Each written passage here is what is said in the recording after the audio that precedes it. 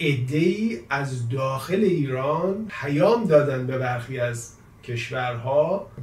کشورهایی که اتفاقا روابط خوبی با ایران داشتن، نه فقط کشورهای غربی بلکه کشورهای مثل روسیه و چین، موضع‌گیری انجام ندهید. پیام ارسال شده بود که تا دوشنبه، یعنی 48 ساعت بعد از جنگ، کار تمام هست.